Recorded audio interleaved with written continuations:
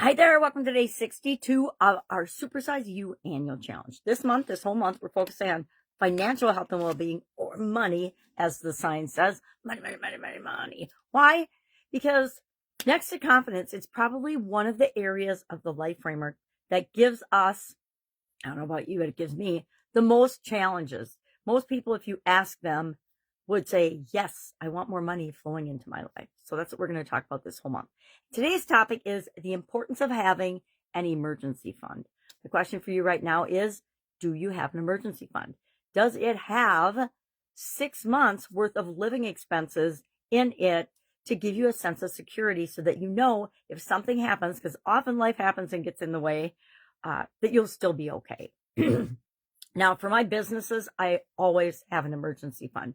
We set it up initially. We set up a special high yield account, savings account for that. And we automatically start generating and depositing 10% of our profit until we get up to a 3 to 6. And new business will get up to 3, but I want us to get up to 6 months as soon as possible. And I challenge you to do that for yourself as well. Calculate what your monthly overhead and expenses are. What do you need? And not all the fluffy things. I mean, if you had to, you could cancel your Netflix account, right? If you had to, you could cancel your Amazon subscriptions to have things delivered automatically to your house every month, etc. So we looked at those yesterday as we were looking at our income and expenses.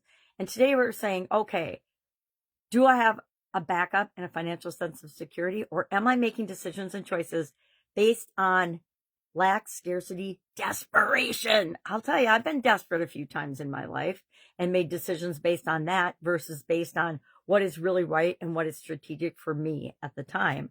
I will be the first to admit I do not have my personal emergency fund up to 6 months right now. Why? Because I help my kids with some things, and I'm in the process of automatically depositing and building that back up again. Why?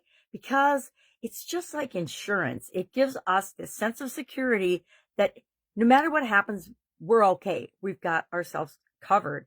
And when you have that underlying knowing, you can make decisions and choices that are for you instead of ones that you just feel like you have to make at the time. It's why we stay in jobs too long. It's why we get hooked up with and align ourselves with the wrong people. It's because our mindset and our thinking and our energy and our vibration and all those woo-woo things that people pretend they don't care about or want to talk about or know anything about have an impact on us, whether we believe them or not.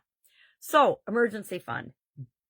First question, do you have one? Yes or no? And if not, let's talk about it in the comments below and say, why not? I don't have an emergency fund of 6 months of my operating expenses or 6 months of my life expenses because, boom, and I shared mine because I was helping out my kids with the legal situation. So, but again, I said, I'm building it back up. Every month I put money in there until I get back up to the 6 month amount. Okay. So what happens and why is this important? I find it's important for me, just like having insurance. I will be the first to say, I don't like insurance. I think it's like legalized gambling, which it really is. And I'm not a gambler, right? I want to know that things are true and right for me or my life or my businesses. But I also am not stupid. I have insurance, right? We have health insurance. We have insurance on our cars. We have insurance on our assets, our homes and things. And if we don't, we sure as heck ought to. I have an umbrella policy for my businesses. So if anybody tries, or if anybody were to be harmed in any way by anything that I do, I've got an umbrella policy that covers me, which means I have this sense of security, an umbrella of protection against the rain. Okay, that was just too much for me even this morning. House full of sick kids, and so it's been a week. I'm hanging out, babysitting my 2 youngest granddaughters while their parents are on their anniversary celebration. And so, of course, they get sick. So what are we talking about here? We're talking about, and my question is, what is the last decision that you made out of desperation because you felt like you had to do it? And if you had an emergency fund like this, would you have had to make the same choice or the same decision?